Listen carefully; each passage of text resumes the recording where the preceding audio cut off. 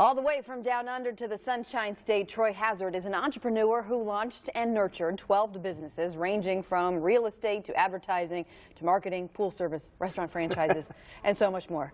He recently wrote this book, Future-Proofing Your Business, Real-Life Strategies to Prepare Your Business for Tomorrow, Today. And we want to welcome to the show Troy Hazard. So good to see you. You've had your hands in everything. You make me sound old and tired already. Right, We've only just started. I was exhausted reading your intro. You've done a lot.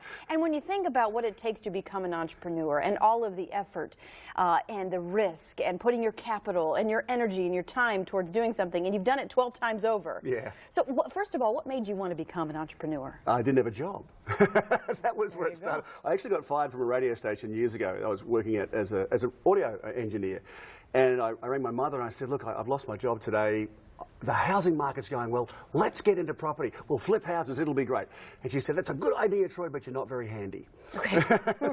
Oh, good point. But she was an interior decorator and I could do the deals with the realtors. And so we ended up doing 13 properties in the next 18 months. Wow. And away we went. And that was the start of it. And then the crux of your book really is about getting into business, right, with your family members. Because you say sometimes it's a good thing, sometimes you're really setting yourself up for disaster. Yeah, I think so. What happens is that around this time of year, we reflect on the year and we go, I don't like my job much, so what if we get into business? I've got a great idea, come with me and we'll do it together. We have those conversations with my family all the time. My parents and I will sit down and we're like, this is it, this is the idea. Yeah, and one family member's got the idea and the rest get dragged along. They go, I'm not quite sure, but yeah, let's do it. Okay. And that's when the tears and disappointment starts. Why is that? What is happening to American families that we need to be thinking about so we don't wind up in tears? Well, they don't start the way they intend to finish. So if you're going to go into business together, treat it like an average Joe off the street. You don't know each other, you've never met before. So let's get the shareholders agreements in place. Let's do the corporate governments.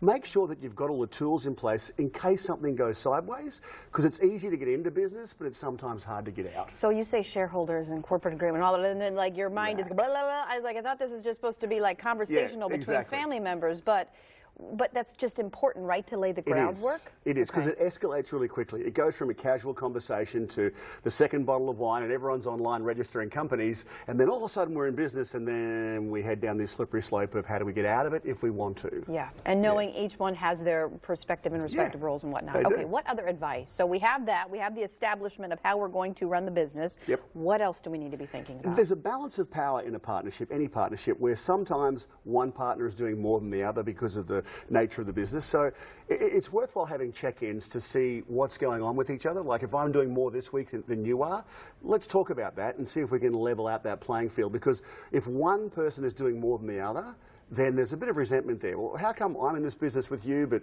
you're off playing golf and I'm here working hard? So if we check in regularly, then we can find a path that says we're equal partners and we're helping each other out for a common cause to grow family wealth. You really need to be corporate about it, right? You can't be very casual. You have to almost have like accountability, meetings, schedules, results. The dinner table is the worst place to have a meeting. Especially if you're drinking a couple bottles of wine. It really goes That's when it goes sideways, Okay, what about, and this is the million-dollar question, literally, how do you know you're picking the right business, right? You have all these ideas. It's like throwing spaghetti up against a wall, and you just, which one do we think is going to stick? And we have no idea, but you've gone through 12. I have, and my simple rule is, how can I add value? And if I can't add value, then it's not my business. So I look at what's broken, can I fix it? I look at what has potential, can I add some value to that potential?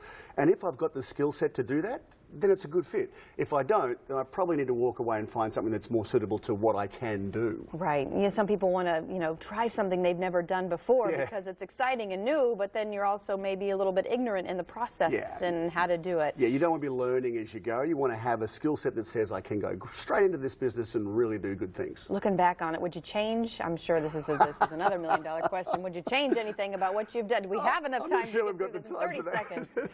I mean, it's tough to be an entrepreneur, right? But it's also rewarding, is it not? Yeah, it is. And I think if there was one thing I'd have to focus on is know what the business looks like to get out of it when I get into it. Because then you know that you're not married to it for the rest of your life. You can actually move through different opportunities, and that's more fun. That's an interesting perspective. Know how to get out as you're getting in. You never know. Troy Hazard, good to see you, sir. Thank you. Thank you. Best of luck with the book. And you can pick up a copy of his book, Future-Proofing Your Business, what is it? I have it wrong. Future-Proofing Your Business, Real-Life Strategies to Prepare for Your Business for Tomorrow, Today. Good to see you. And you can pick those up anywhere major books are sold. You can also go to his website, which is simply troyhazard.com.